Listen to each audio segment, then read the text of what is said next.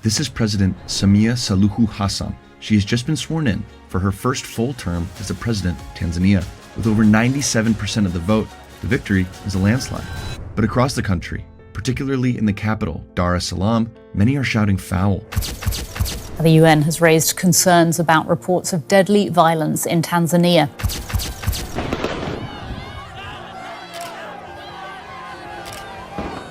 Her opposition says the election was a complete sham, calling the results illegitimate. The main opposition party, Chadema, was barred from running earlier this year, and its leader was arrested. This is a far cry from when, just 4 years ago, many celebrated Suluhu Hassan for reversing the authoritarian tendencies of her predecessor, John the Bulldozer Magufuli.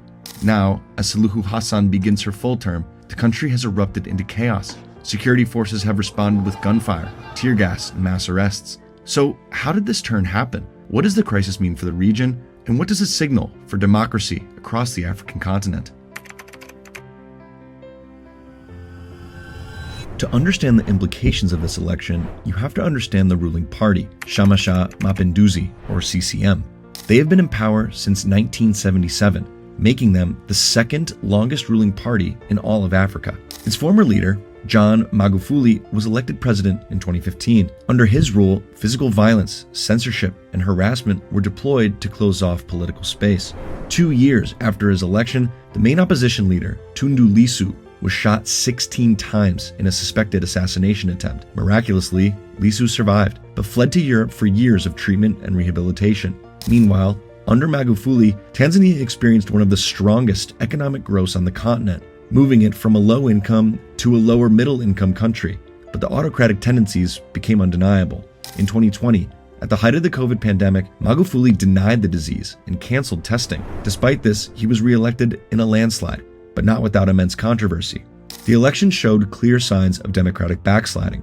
The authorities blocked social media sites to restrict communication amid violence in neighboring Zanzibar, where dozens were shot dead by police. According to Al Jazeera, the 2020 election was marred by arrests of candidates and protesters, pre-ticking of ballots, and widespread blocking of social media. Then, in 2021, Magufuli died. He was succeeded by his vice president, Samia Suluhu Hassan.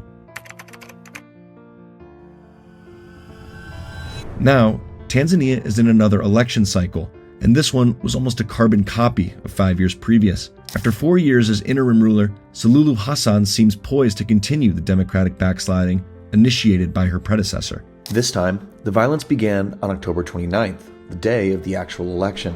Thousands of Tanzanians protested in the streets and were met with harsh resistance. An internet blackout was initiated, and communications inside the country became non-existent. On October 31st, the opposition claimed over 700 people had died in the violence. While casualty figures are difficult to verify due to the blackout, independent sources have reported hundreds of deaths.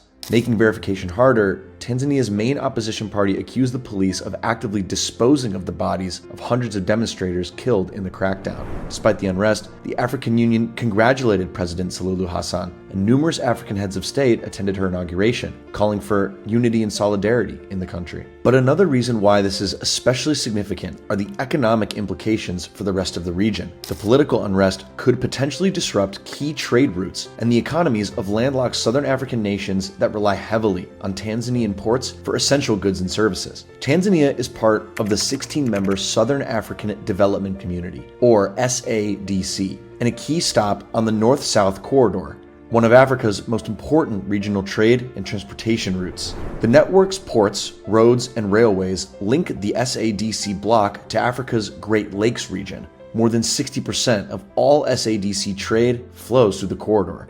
According to the Transporters Association of Malawi, the unrest paralyzed the cargo sector already. As long as the unrest continues, the ripple effect is almost guaranteed to disrupt several economies in the world's poorest countries. Ultimately, the people of Tanzania and its neighbors are the ones primed to suffer the most.